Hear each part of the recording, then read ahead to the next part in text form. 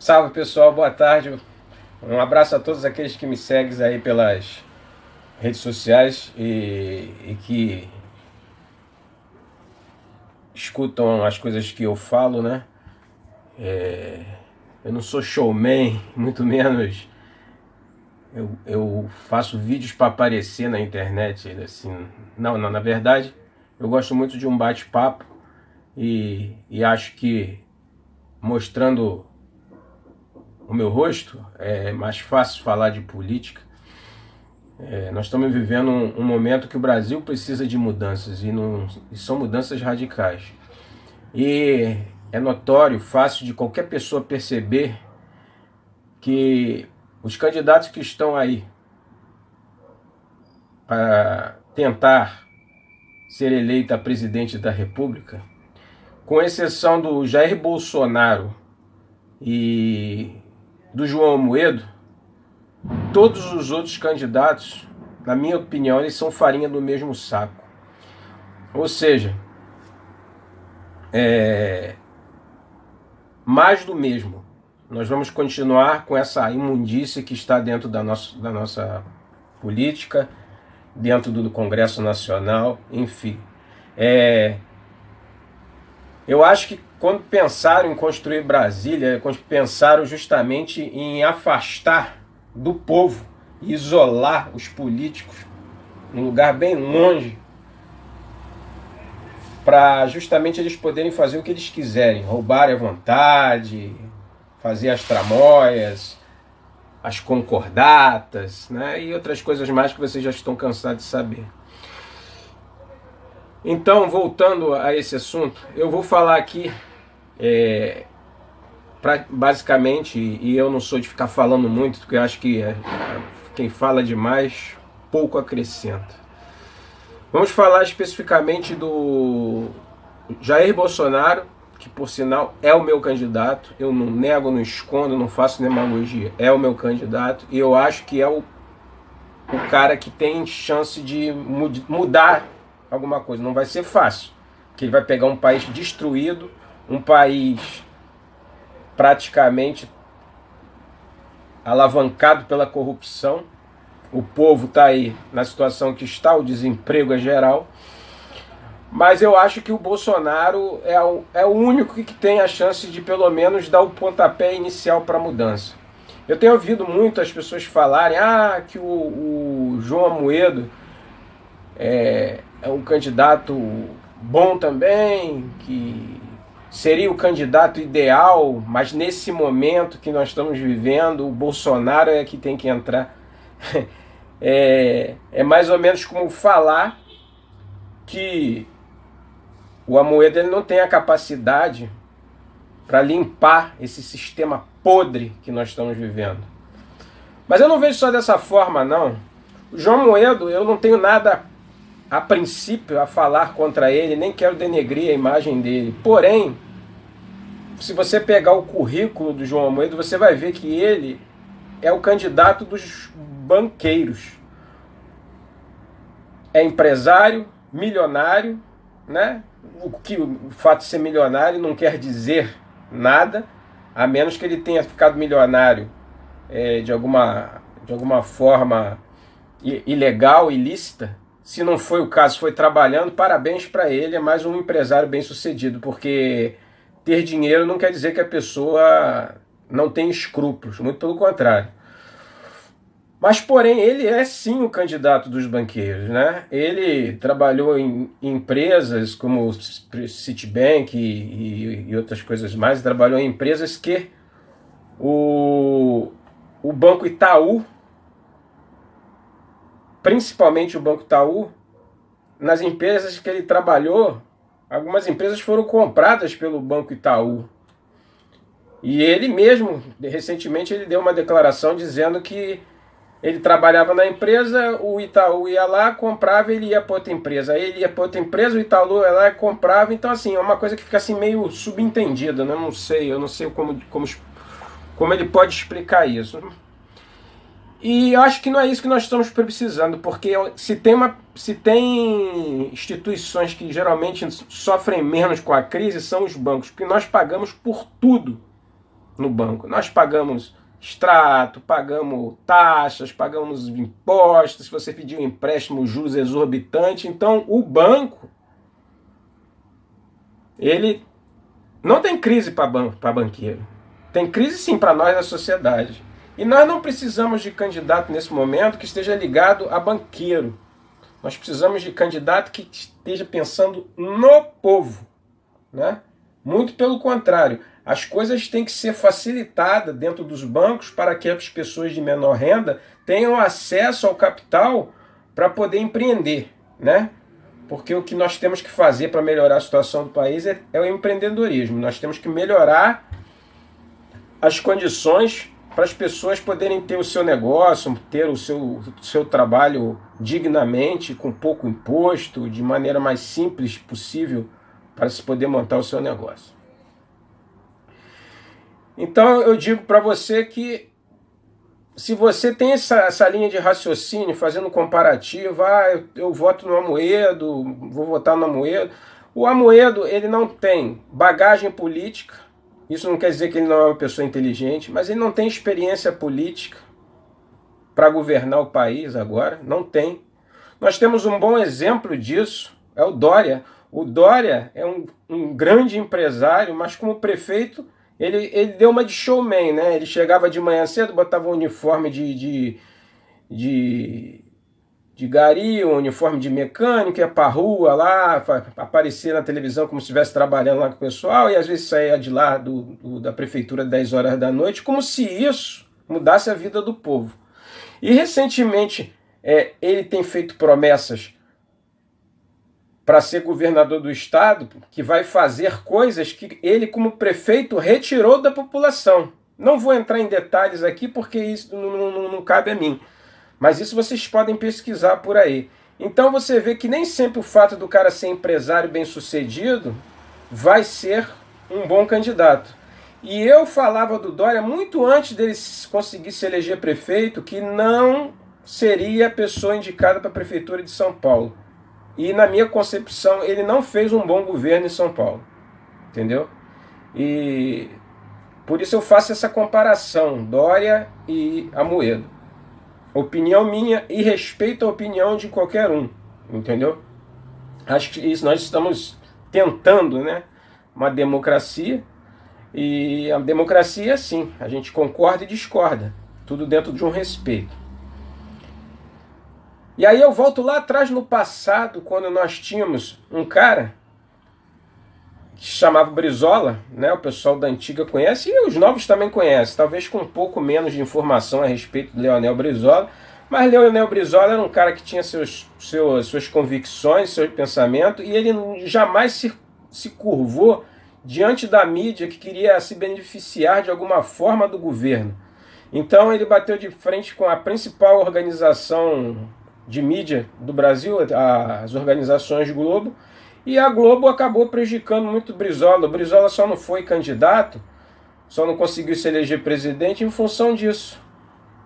Mas isso é numa época que a Globo, as pessoas, por não ter internet principalmente, eram menos esclarecidas, né? Hoje o acesso à informação ele é muito maior. E hoje eu acredito que a Globo ele não tenha influência, ou pelo menos não tenha tanta influência em cima dos eleitores para decidir o futuro do Brasil. Mas se tem, nós não deveríamos deixar que isso acontecesse, porque você vê claramente a Globo joga contra o Bolsonaro, entendeu? E outras emissoras também, mas a Globo, muita gente pode não gostar da Globo, falar mal da Globo, mas a gente sabe que é a televisão mais forte, é a organização mais forte de comunicação dentro do nosso país. Então, sim, é impossível não falar da Rede Globo. A minha opinião é a seguinte: o Bolsonaro não atende os interesses da Globo. Então, eles, o que puderem fazer, vão fazer para poder destruir a imagem do Bolsonaro. Vocês também não devem acreditar nessas pesquisas. Essas pesquisas como o Ibope, Datafolha, o que às vezes a Veja fala, a mídia UOL, então é uma vergonha, né? É como se eles colocassem uma mira e fosse o rosto do Bolsonaro e eles todo dia atirassem, né? Atirassem na cara do Bolsonaro. Então eu não dou a menor importância porque o UOL fala. Inclusive eu procuro nem ver mais qualquer tipo de matéria do UOL em relação à política, porque realmente, na minha opinião, é um desastre. É um desastre. Então eu acho que vocês têm que ver, vocês têm que pesquisar na internet. Você vê o Bolsonaro, veja também o João Amoedo, porque os outros candidatos são todos do mesmo ciclo. A maioria estão sendo investigados pela Lava Jato, a maioria é contra a Lava Jato e a maioria tem algum envolvimento em algum escândalo de corrupção. Então vocês têm que ver candidato a candidato para vocês não fazerem a besteira de votar num candidato que vai continuar com essa falcatrua que está aí. E isso vai desencadear um efeito dominó, né? Porque aí você não confia no Congresso, você vê o Congresso você não confia nos deputados, você não confia nos senadores, você não confia no Supremo Tribunal Federal, que é o principal instrumento de justiça do nosso país. Muitas vezes você vê alguns ministros tomando decisões assim que é nítido ser contra o povo e não a favor do povo, entendeu? E eles querem que a gente aceite as convicções deles quando eles tomam uma decisão em relação a B ou C. Então isso tudo precisa ser pesado na hora da eleição. Eu vou dar mais um exemplo interessante. Eu chamo de profeta da política.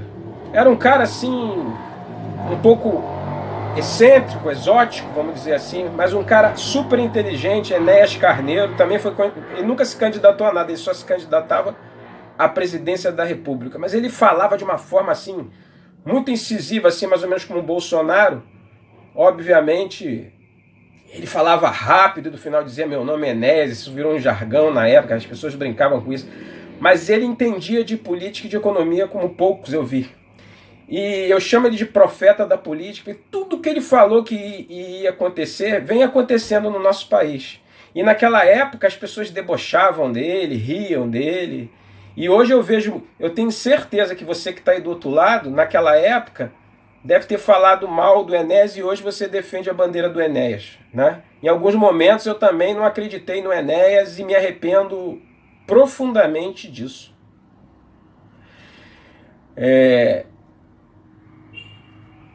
Quando a gente se deixa levar por pesquisas, por essas difamações e os fake news agora que é comum, né? A gente vê matérias mentirosas todo dia a respeito de um político, seja Bolsonaro, seja Donald Trump lá nos Estados Unidos, né? Eles querem destruir o Trump de qualquer jeito. Todos nós temos defeito. O político é um ser humano como nós, todos nós temos defeito, todos nós temos um momento de falar alguma coisa que não deveria ter falado. Mas quando você falar de Donald Trump, olha a economia dos Estados Unidos, como cresceu com o governo dele. Olha o índice de emprego, como aumentou com o governo do Donald Trump. Isso tudo a mídia não gosta de falar, mas gosta de dizer que o cara fez isso, que o cara se envolveu com mulher, que o cara pagou isso, pagou aquilo. Olha, eu acho o seguinte, a vida pessoal de cada um, principalmente se for antes dele ser eleito presidente, não é o que a gente tem que cobrar do presidente. O que a gente tem que cobrar é a partir do momento que ele tomou posse e em diante. A menos que ele tenha feito uma coisa muito grave, desvio de verba, aceitou propina, né? Caixa 2, coisa que todo mundo procura encontrar no Bolsonaro. Aí vieram buscar essa coisa da tal da Val lá do açaí. Coitada, uma moça simples, que ganhava R$1.000 e poucos, realmente desvio de verba incrível, né? A gente fala em milhões no bolso de um, de outro, né? E coitada da mulher sofrendo por uma coisa que ela não fez. E eles querem usar os argumentos mais absurdos para tentar prejudicar o Bolsonaro. Então você vê que a política é um negócio tão estranho e às vezes existe uma promiscuidade tão grande na política que eu fico assim abismado. Veja agora no Rio de Janeiro, nós temos como um candidato, por exemplo, a governador do estado, que foi prefeito do estado, que é o Eduardo Paes. Na lista da propina, ele tem o apelido de Nervosinho. Isso foi amplamente divulgado pela mídia. O Eduardo Paes, vulgo Nervosinho. Se você for ver como começou a carreira do Eduardo Paes, ele começou colado com o César Maia. Foi subprefeito da Zona Oeste, essa coisa toda. E aí, por interesses dele, ele deu assim uma espécie de uma pernada no César Maia e se juntou à turma do Sérgio Cabral, né? A gente mais velho, a gente ouvia muito uma frase dos nossos pais que dizia o seguinte: diga-me com quem andas e eu te direi quem é. Né? É mais ou menos isso. Eduardo Paes se juntou a Sérgio Cabral, a Lula, ao Pezão e essa turma toda aí que está respondendo por processo.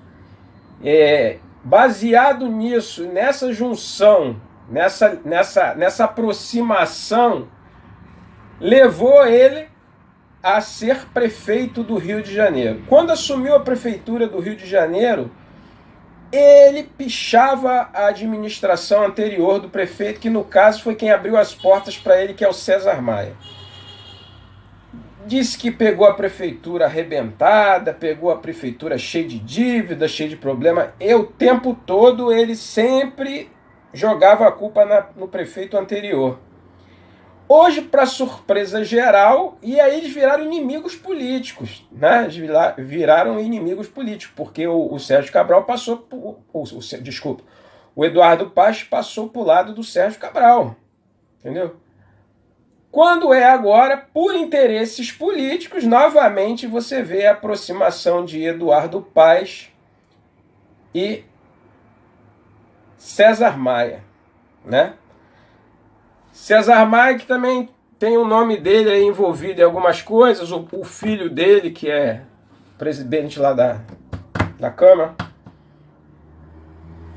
também tem o nome dele envolvido com algumas coisas.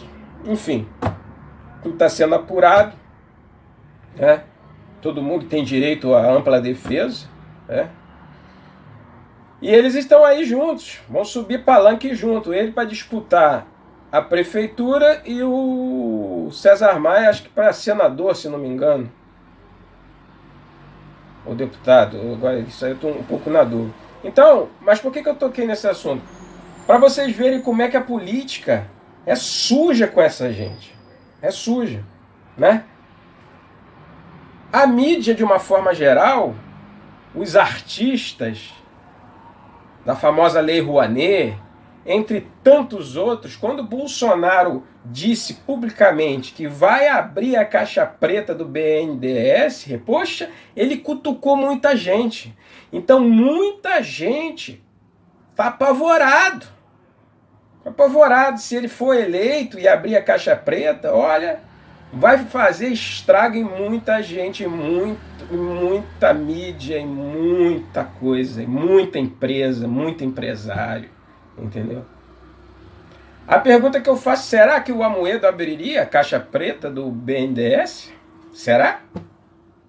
Vocês já viram ele em algum momento se comprometer a fazer isso? É um direito do povo saber o que está acontecendo ali. É um direito do povo. Que o dinheiro que está ali é o dinheiro do povo. Entendeu? E teria que ser usado em benefício do povo. Então, eu gostaria que vocês fizessem uma reflexão. Essa coligação no Rio, essa junção aí política, você vê que a promiscuidade, eles querem continuar com a promiscuidade. Você vê o governo, a prefeitura do Marcelo Crivella, a prefeitura não está fazendo nada. Aí vem o filho do Crivella, candidato, mas não coloca o sobrenome.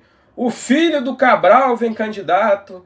E por aí vai. Esses caras querem continuar. Eles querem continuar no poder.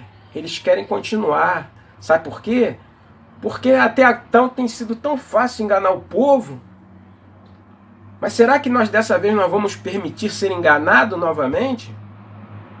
Bom, pessoal, eu quero que vocês façam uma reflexão. Nós estamos a poucos dias da eleição, né? Você de cada estado, de cada local do Brasil, eu quero saber se... Você não deve saber quem são os candidatos que tem para o Senado no seu estado. Provavelmente, se souber, deve saber um, que é o teu candidato preferido, ou talvez o mais famoso.